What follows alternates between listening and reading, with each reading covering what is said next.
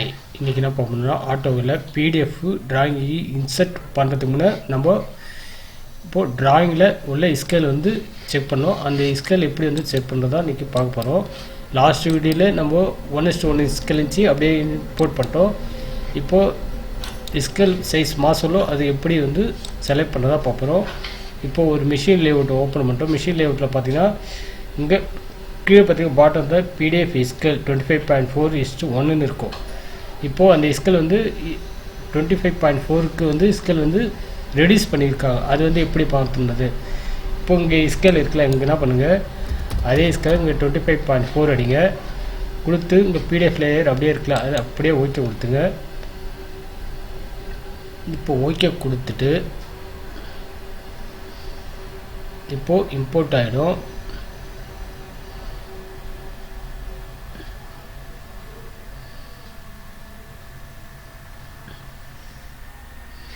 இப்போது இங்கே போய்ட்டு இங்கே டைமென்ஷன் செக் பண்ணி பாருங்கள். இப்போது செட் டைமென்ஷன்ஸ் கிளிக் பண்ணிட்டு இங்கே ஒரு பாயிண்ட்டு,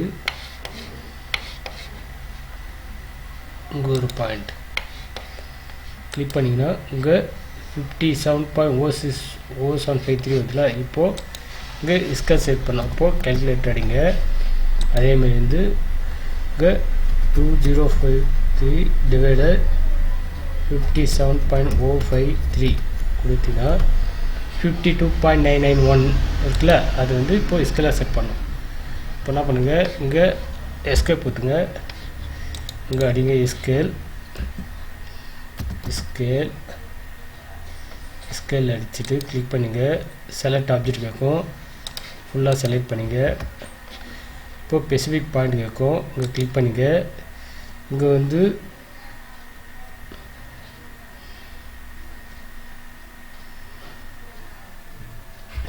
$52.993